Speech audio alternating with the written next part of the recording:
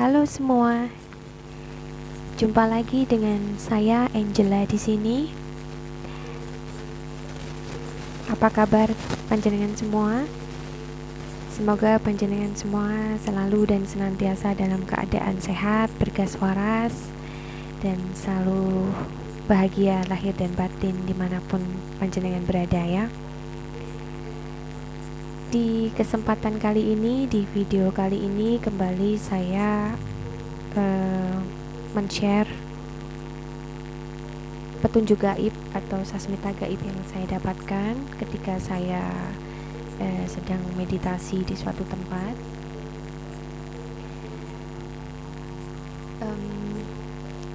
Di video kali ini saya beri judul pesan penguasa Pajang.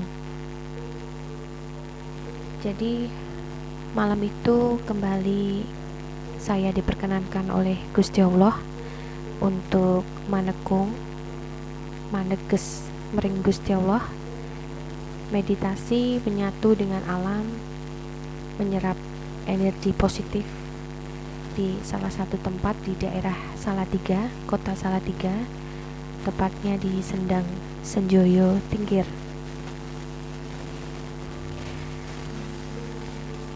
Malam begitu dingin. Hujan rintik-rintik yang sedari sore membasahi bumi belum juga reda. Suasana malam yang begitu tenang dan damai. Hanya terdengar suara rintik air hujan, suara-suara binatang malam, dan sesekali angin berhembus kencang, menambah dingin suasana di malam itu. Hampir saja saya membatalkan niat saya untuk melukat. Melukat itu menyucikan diri atau mandi di salah satu sendang yang ada di tempat itu. Jadi di Sendang Senjoyo ini ada beberapa sendang ya, dan saya melukat di salah satu sendang yang dekat dengan petilasan dari Sultan Hadiwijoyo. Beliau adalah raja pertama Pajang. Seperti biasa, sebelum saya melakukan doa dan meditasi, biasanya saya harus melukat dulu atau membersihkan diri atau menyucikan diri dengan mandi gitu. Dan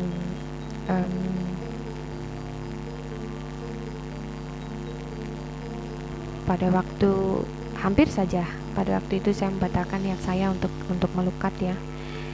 Namun tiba-tiba saja hujan berhenti, langit malam mulai terlihat bertaburan bintang-bintang, bulan mulai menampakkan diri, walaupun belum sepenuhnya bulan berwujud sempurna pada waktu itu. Namun sinarnya begitu cerah ya, menerangi tempat di mana kami berada. Kebetulan pada waktu itu saya bersama seorang teman di sana. Memang berencana sudah sejak lama ingin berdoa dan bermeditasi di alam terbuka, dan kami memilih Sendang Senjoyo untuk melakukan doa dan meditasi di alam terbuka ya, karena di sana juga ada petilasan dari beliau Sultan Hadiwijoyo atau yang biasa dikenal dengan Joko Tingkir atau Mas Karebet ya. Beliau adalah raja pertama Pajang yang memerintah pada tahun 1549 sampai 1582. Nah, singkat cerita, pada akhirnya saya melukat, menyucikan raga saya, menyatu dengan air di Sendang Senjoyo Tingkir, dan setelah itu kami lanjut menuju ke tempat petilasan Sultan Hadiwijoyo untuk berdoa. Seperti biasa kami mendoakan kebaikan untuk kita semua ya, untuk sesama manusia dan juga untuk kebaikan keseluruhan makhluk Gusti Allah yang ada di alam semesta ini ya, supaya Gusti Allah senantiasa memberikan keberkahan dan cahaya cinta kasihnya dalam jiwa kita semua gitu. Dan setelah berdoa, kemudian kami melanjutkan meditasi, menyatukan jiwa dan raga dengan energi alam semesta, menata dayaning urip, ya, dayaning urip, dan meniatkan diri untuk menggetarkan energi cinta kasih ke seluruh penjuru alam, gitu. Kenapa kami banyak sekali yang bertanya, ya, kenapa meditasi itu memilih energi cinta kasih, gitu. Nah, bagi kami, kenapa harus energi cinta kasih? Karena cinta itu adalah alasan teragung Tuhan, ya, untuk menciptakan alam semesta ini, gitu, dan seluruh isinya, ya. Cinta Tuhan itu meliputi seluruh ciptaannya. Seluruh alam semesta ini adalah jejak-jejak cinta Tuhan. Kemanapun kita menghadapkan wajah kita, hati kita, pikiran kita, perhatian kita, di sanalah ada jejak-jejak cinta Tuhan. Nah, ini yang bisa kita maknai bahwa energi cinta kasih itu meliputi segala-galanya. Energi cinta kasih melebihi semua energi yang ada di alam semesta ini. Itulah sebabnya kami selalu merutinkan meditasi, menyalurkan atau menggetarkan energi cinta kasih dalam diri ke seluruh penjuru alam, dengan harapan banyak jiwa-jiwa yang tercerahkan kesadaran spiritualnya. Karena sesungguhnya kita ini semua saling terhubung dan terkoneksi satu sama lain, baik kita sadari maupun tidak. Kita semua manusia yang ada di dunia ini, tanpa kita sadari atau tidak, itu kita saling terkoneksi, gitu.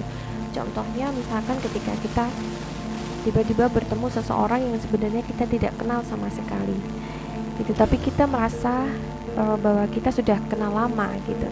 Nah, itu tandanya bahwa secara jiwa kita selalu terkoneksi, selalu terhubung satu sama lain, gitu. Itu contohnya saja, gitu. Dan kenapa kita meditasi dengan meniatkan menyalurkan energi cinta kasih itu, ya, supaya jiwa-jiwa sesama kita manusia, gitu, ya, itu tercerahkan, gitu, ya, tercerahkan kesadaran spiritualnya, kemudian men-trigger mereka untuk berbuat lebih banyak kebaikan, gitu, ya, menabur karma baik, gitu, ya, lebih peduli terhadap sesama, gitu. Karena energi cinta kasih yang seperti kita ketahui bahwa energi cinta kasih itu bisa energi yang tertinggi, energi yang terbesar di alam semesta ini, gitu. Jadi ketika jiwa-jiwa ini memiliki sifat belas asih yang tinggi, yang besar, gitu, itu akan mampu membuat seseorang itu ke-trigger atau terpicu atau termotivasi untuk melakukan hal-hal baik bagi alam semesta ini, gitu. Sehingga mereka akan lebih cenderung berbuat hal-hal yang positif, gitu. Alangkah indahnya jika banyak manusia di dunia ini yang memiliki jiwa-jiwa yang belas asih, gitu, ya, terhadap sesama dan juga terhadap makhluk Tuhan yang lain, gitu. Alangkah indahnya, alangkah nyamannya dunia ini jika banyak manusia yang memiliki sifat belas asih yang begitu besar, gitu, ya. Itu harapan kami, gitu. Dan singkat cerita, sesi meditasi dimulai dan saya mulai fokus dan saya mulai merasakan ketenangan dalam hati dan rasa damai yang luar biasa, gitu, ya. Karena tempatnya pun mendukung, ya, begitu sunyi, senyap, gitu, ya, hening, gitu, ya. Dan namun entah kenapa di pertengahan meditasi itu tiba-tiba hati saya itu merasa sesak, gitu. Maksudnya saya merasakan kesedihan yang luar biasa, gitu, sampai nyesek di dada, gitu. Yang saya nggak tahu ini kesedihan karena apa, gitu, kesedihan tanpa sebab, gitu. Saya sendiri pun bingung kenapa tiba-tiba saya merasakan saya sedih, gitu, sampai saya nggak sadar, saya menitikkan air mata, gitu. Saya bingung, saya nggak tahu kenapa saya merasakan kesedihan itu, gitu. dan kemudian saya berusaha menetralkan diri. Saya menata daya ning urip saya lagi, dan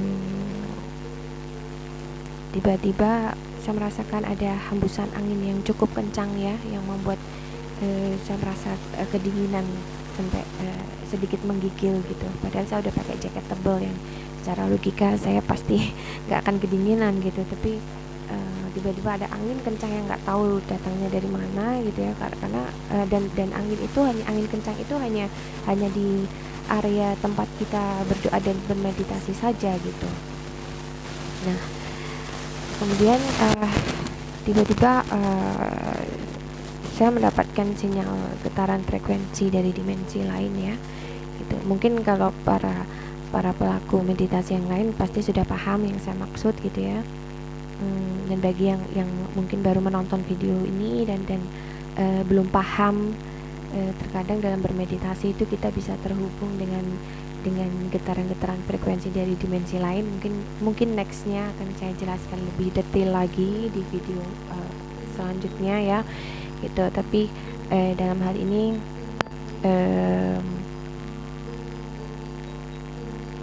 saya menceritakan ketika saya mendapatkan sinyal getaran frekuensi dari dimensi lain itu ya, yang saya rasakan energinya begitu besar, energi yang membawa ketenangan gitu ya dalam jiwa gitu ya. Saya benar-benar merasa seperti ada perasaan yang damai, yang tenang gitu. Dan pada saat itu saya seperti mendengar suara, tapi seolah-olah sangat jauh gitu. Saya nggak saya mendengar suara tapi nggak jelas itu suara apa gitu kan. Kemudian saya mencoba fokus lagi, dan lambat laun suara itu semakin saya dengar semakin jelas gitu ya, semakin jelas terdengar, dan hanya seperti hanya singkat saja gitu, sing hati-hati gitu. Jadi hanya itu aja, sing hati-hati gitu. Sing hati-hati itu dalam bahasa Indonesia berhati-hatilah gitu. Hanya itu saja. Nah, saya tahu suara itu adalah suara dari suara laki-laki ya, suara laki-laki yang saya rasakan dari beliau mengucapkan itu begitu berwibawa dan lembut gitu ya, tapi seperti sedikit parau atau serak gitu ya, seperti seolah-olah mengatakan itu tuh seperti sedang merasakan kesedihan gitu. Hanya itu saja yang saya dapatkan pada saat meditasi, saya hati-hati gitu. Nah, singkat cerita, kami menyudahi meditasi dan kami beranjak pulang ya, dan sekitar 1:30 malam saya tiba di rumah. Dan anehnya saya itu merasa sangat capek ya, saya sangat capek dan saya tuh ngantuk gitu ya, ngantuk yang luar biasa mulai menyerang gitu, dan akhirnya saya pun tertidur gitu. Dan kemudian saya bermimpi, anehnya saya bermimpi saya berada lagi di tempat itu di mana kami melakukan doa dan meditasi gitu, di Sendang Senjoyo itu ya, di salah satu tempat yang saya gunakan untuk doa dan meditasi itu, di petilasan Sultan Hadiwijoyo itu gitu. Tapi anehnya dalam mimpi itu saya tempat itu berubah gitu. Saya tahu itu adalah tempat di mana saya berdoa dan meditasi karena ada satu penanda pohon besar ya, di petilasan itu ada pohon besar gitu. Dan di mimpi itu saya melihat pohon itu, tapi bentuk bangunannya itu berubah gitu. Yang tadinya di dunia nyatanya hanya seperti gubuk gitu ya, gubuk kecil, kemudian di dalamnya tuh seperti ada peninggalan bersejarah gitu ya, dan di situ dipercayai oleh penduduk atau masyarakat sekitar sebagai tempat petilasan Sultan Hadiwijoyo, Raja pertama Pajang gitu. Tapi dalam mimpi saya tempat itu berubah menjadi pendopo yang besar gitu, pendopo Jawa gitu ya. Bangunannya itu begitu kokoh gitu ya, dengan dua gapura seperti susunan batu andesit kayak gitu ya. Dan tiang-tiang pendoponya itu kayak besar gitu, besar dan kokoh gitu. dan ada ukiran-ukiran yang sangat indah dan belum pernah saya lihat ukiran kayu motifnya seperti itu ya gitu. Sulit menjelaskannya secara kata-kata gitu, tapi bangunannya begitu kokoh dan indah gitu. Nah, di pintu gerbang itu ada 2 prajurit yang menjaga tempat itu dan mempersilahkan saya masuk gitu. Nah, kemudian dengan mengucap bismillah saya masuk ke pendopo itu, dan di situ saya sendiri gitu. Saya sendiri, nggak ada orang satupun gitu ya. Begitu saya masuk pendopo itu nggak ada orang satupun di sana. Benar-benar suasananya sepi, hanya saya aja gitu kan. Nah, terus saya merasa sedikit takut ya. Saya sendiri di sini, saya suruh ngapain gitu kan. Nah, kemudian saya mulai berzikir untuk menghilangkan rasa takut ya. Saya berzikir Allah Allah Allah gitu kan, karena pada waktu itu saya mau ibarat mau melangkahkan kaki itu kayak berat gitu loh, kayak kakinya nggak bisa di ini, jadi kayak berat, kayak ada sesuatu yang menahan gitu kan. Makanya saya terus kemudian berzikir Allah Allah Allah gitu kan, secara spontan aja gitu, dalam hati saya berzikir Allah Allah Allah gitu. Nah, lalu dari arah depan itu datang sosok laki-laki berkumis. Beliau memakai baju lurik Jawa ya, baju kayak seperti beskap gitu ya, beskap Jawa gitu, dengan motif lurik gitu ya, dan auranya itu begitu begitu berwibawa gitu. Beliau nggak mengatakan apapun, hanya tersenyum gitu kan, terus seperti gerak tubuh mempersilahkan saya mengikuti langkah beliau gitu menuju suatu ruangan gitu.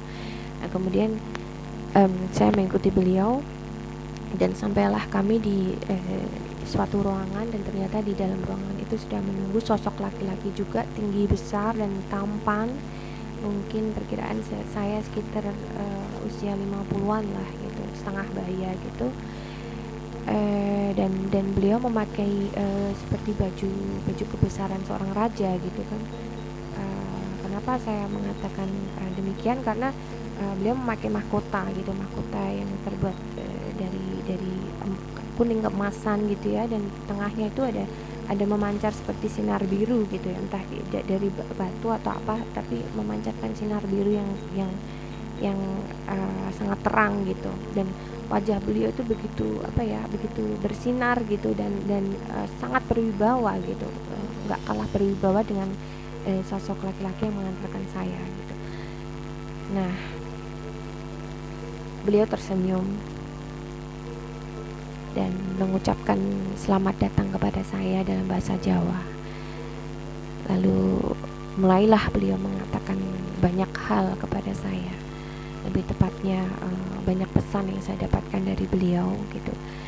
Dan di sini saya akan terjemahkan dalam bahasa Indonesia supaya mudah dipahami untuk panjenengan semua.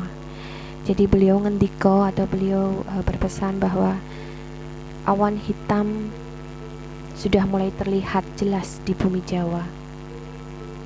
Sing hati-hati, berhati-hatilah. Udan getih, hujan darah akan semakin banyak terjadi di bumi Jawa. Banyak manusia-manusia yang akan mati sia-sia akibat kecerobohan mereka sendiri. Jiwa-jiwa pemimpin saat ini banyak yang sudah ditunggangi kuasa kegelapan. Siklus alam mengalami perubahan. Akan banyak bencana alam yang terjadi. Akan datang masa penuh bencana yang lebih sering terjadi di bumi Jawa. Penderitaan ada di mana-mana. Wong cilik, ya, wong cilik akan tertindas oleh para penguasa licik dan sewenang-wenang. Akan semakin banyak manusia yang tidak punya hati nurani. Akan banyak manusia yang tidak peduli pada sesamanya. Akan semakin banyak ketidakadilan yang terjadi. Nuswantoro bakal ketampan bendu tidak lama lagi. Apa yang terjadi saat ini itu hanyalah awal. zaman keemasan, zaman kemakmuran akan terjadi jika kalian generasi penerus leluhur Nusantara mau belajar dari sejarah pengalaman bagaimana dulu para leluhur Nusantara menjadikan Nusantara ini adalah bangsa yang besar dan mengalami kejayaan di masa itu. Perlu kalian pahami, menjelang kejayaan, suatu bangsa akan menghadapi banyak halangan dan rintangan, terutama perpecahan dan hilangnya persatuan. Jangan sampai apa yang terjadi dengan leluhurmu di masanya terulang lagi di saat ini. Bersatulah, wahai kalian para kesatria bumi Jawa. Jangan sampai terpecah belah.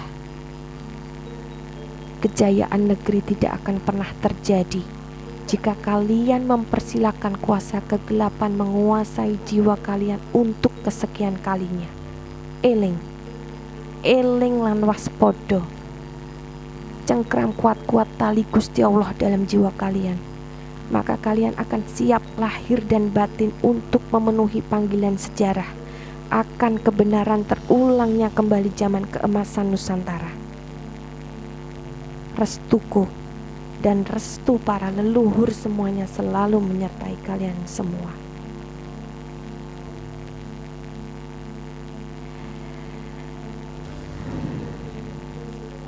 Demikianlah sasmita gaib yang saya terima dari beliau yang memperkenalkan diri sebagai Mas Karebet, yang belakangan saya ketahui bahwa beliau adalah raja pertama kerajaan Pajang. Sekali lagi saya menekankan dan menggarisbawahi bahwa siapapun panjenengan yang menonton video ini tidak harus percaya sepenuhnya dengan sasmita gaib, dengan petunjuk gaib yang saya terima. Karena sekali lagi bahwa kebenaran sejati mutlak milik Gusti Allah. Ambil yang positif, buang yang negatif. Semoga video ini bermanfaat untuk panjenengan semua, untuk kita semua, untuk kita renungkan dan sadari, lalu men-trigger dan memotivasi kita untuk selalu menebar kebaikan selagi kita masih diberikan nafas hidup di dunia ini. Sekian video dari saya. Tetap terhubung dalam doa, tetap terhubung dalam jiwa. Semoga panjenengan semua senantiasa dan selalu dalam keadaan yang sehat dan bahagia. Salam penuh kasih, salam persaudaraan. Rahayu, rahayu, rahayu.